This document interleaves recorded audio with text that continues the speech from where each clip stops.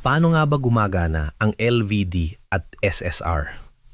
Anong pinagkaiba ng SSR sa common electromechanical relay switch na gamit ng karamihan? Bakit may ganito ang mga low-power pure off-grid solar setup pero ang mga hybrid off or on-grid ay kadalasang wala naman nakalagay? Ano ang SSR at paano ito gumagana? Ang SSR o Solid State Relay ay tinawag na solid state dahil ibig sabihin walang gumagalaw na parte sa loob nito. Puro semiconductor o electronics lang ang nagpapagana. Ano bang nasa loob nito? Meron itong optocoupler na siya naghihiwalay sa control side at load side gamit ang ilaw para ligtas ang control circuit. Meron din itong semiconductor switch na tinatawag nating triac na siyang aktual na nag-on at nag-off ng supply nating alternating current voltage sa load. Kapag nilagyan ng DC control voltage ang input ng SSR, iilaw ang LED sa loob ng optocoupler. Tatama ang ilaw na ito sa light sensor sa kabilang side, kaya maa-activate ang triac nang walang direktang electrical connection sa pagitan ng control at load. Kapag naka-on na ang triac, papayagan nitong dumaloy ang AC current sa magkabilang direksyon, kaya tuloy-tuloy na napapagana ang AC load hanggang alisin ang DC control signal. Kaunti lang naman ang markings o label na nakalagay dito sa ating SSR. Sa taas, makikita ang AC voltage rating. Sa sample natin ito, hanggang 380 volts RMS lang ang kaya nating padaanin dito. Kapag lumagpas tayo, ay maaring masira o masunog ang ating SSR. Sa baba naman ay ang ating DC input voltage rating. Sa sample natin dito, mula 3 volts ay kaya nang i-trigger ang ating SSR para mag-on ito. Hindi tulad sa mga electromechanical relay na may required na isang voltage level lang para matrigger ang pag-on. Kaya kapag bumabagsak ang ating battery, halimbawa, ay 12 volts electromechanical relay tapos ay nasa 10 volts na lamang ang ating battery, hindi na niya kaya mismo mabuhay ang ating electromechanical relay. Nang maayos, mag-on man, nabibitawan niya yon. Kaya parang tumatalbog-talbog ang pag-on and off niya. Isang mahalagang marking ay itong SSR-100DA. Ang ibig sabihin nito ay kaya lang din ito magpadaan sa output ng hanggang 100 amperes RMS. Ang D naman ay para sa input voltage na DC at ang A naman ay para sa output voltage na kontrolin natin na AC. Tulad sa mga circuit breaker, meron din itong CE, ibig sabihin, pumasa sa mga European Standard Test. Huwag din kalimutan ang tamang polarity ng ating DC input voltage para dito sa SSR. Paano nga bang wiring gamit ang ating SSR? Una, connect natin ang neutral ng ating AC source diretso papunta sa ating load. Pangalawa, ang line ng AC source ay connect natin sa isang terminal ng ating SSR. Pagkatapos, mula sa kabilang terminal ng SSR ay connect naman natin ito papunta sa load. Ganito rin sa input voltage. Connect natin ang negative wire ng DC source sa negative terminal ng SSR. Pagkatapos, connect naman ang positive wire ng DC source sa positive terminal ng SSR. Ngunit maglalagay tayo ng switch sa pagitan para makontrol natin kung kailan ito mag-on at mag-off. Pero syempre, hindi naman natin kayang bantayan ito ng 24 oras sa isang araw para tayo mismo ang mag-on at mag-off. Dito na papasok ang paggamit ng LVD. Ito ang automatikong magdedetect kung kailan dapat mag-off ang load kapag mababa na ang boltahe ng baterya at mag-on ulit kapag sapat na ang boltahe. Pero ano nga ba ang LVD? At paano ba ito gumagana? Ang low voltage disconnect ay isang protection device na automatic na pinuputol ang connection ng load at ng source kapag ang bumaba na ang level ng voltage ng ating battery sa itinakdang limit o cutoff natin. Paano nga ba ang wiring gamit ng LVD at SSR? Connect natin ang ating battery sa kaliwang terminals ng ating LVD. Sundin ang tamang polarity. Sa kanang terminals naman ng ating LVD, connect natin ang input voltage terminals ng ating SSR. Sa madaling salita, ang battery din natin ang magsusupply sa ating input voltage ng SSR para mag-on ito. At si LVD ang magsisilbing automatic switch sa pagitan nila. Pero kailangan natin maiset ng tama ang cutoff voltage level at pati ng turn-on voltage level. Halimbawa, gusto natin mag-off ito kapag ang battery level ay nasa 12.2 volts na lang.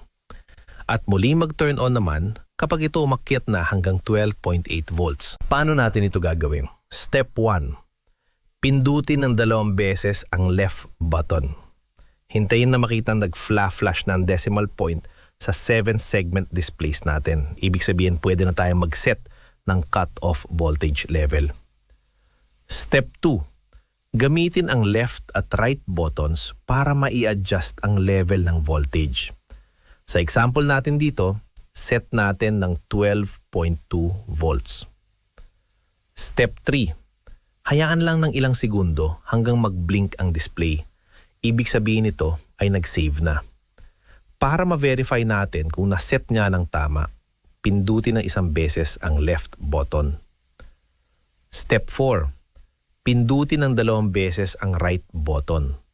Hintayin na makitang nag-flash na ang decimal point sa 7 segment displays natin.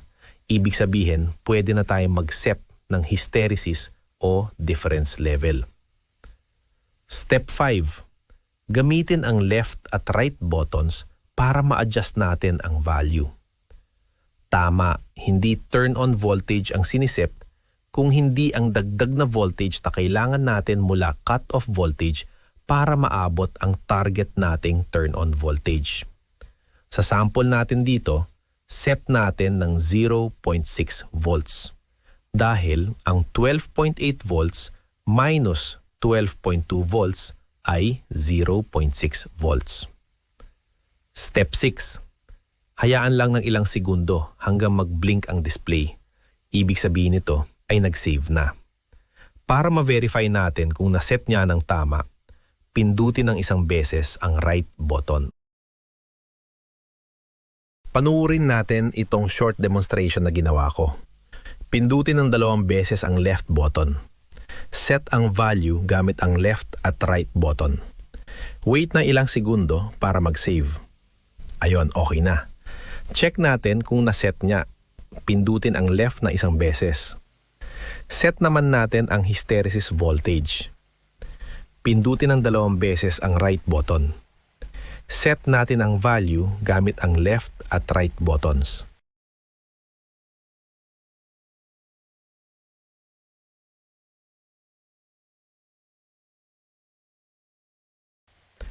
Wait na ilang segundo para mag-save. Ayon, okay na. Check natin kung naset niya. Pindutin natin ang right button na 1 beses. Check uli natin ang cut-off. Pindutin ng 1 beses uli ang left button.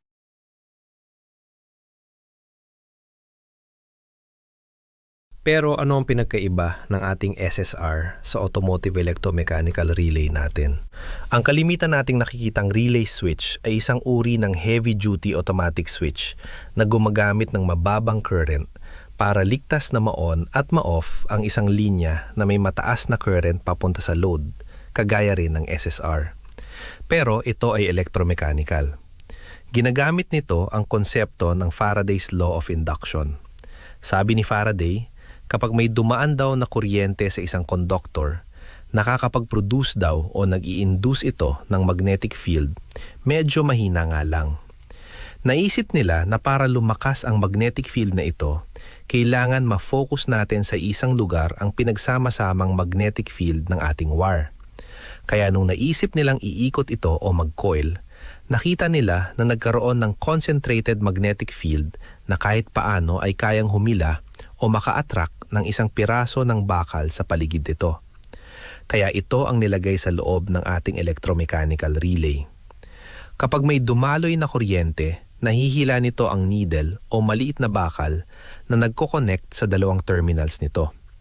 At kapag nawala naman ang supply natin sa ating coil, bibitaw ito dahil may spring ito sa loob na siyang nagpapabalik sa dating posisyon ng ating needle o maliit na bakal.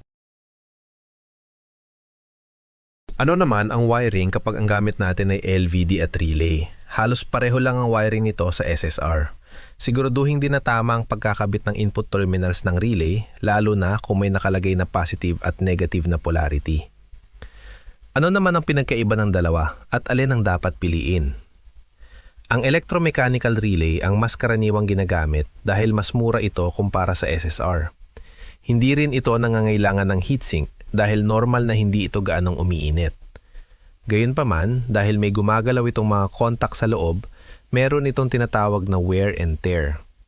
Sa bawat pag-on at pag-off, nagkakadikit at naghihiwalay ang mga contact, kaya sa paglipas ng panahon ay maaari itong mapudpod, pumalya o tuluyang masira. Nagkakaroon din ng maliit na spark sa loob habang nagsiswitch na unti-unting nakakasira sa mga contact. Bukod dito, maingay rin ito dahil maririnig ang click sa tuwing gagalaw ang internal mechanism, lalo na kapag tahimik ang paligid. Samantala, ang SSR ay walang gumagalaw na bahagi dahil semiconductor ang ginagamit ito sa pag-switch. Dahil dito, tahimik ang operasyon, mas mabilis ang pag-on at pag-off, at walang wear and tear sa switching mechanism.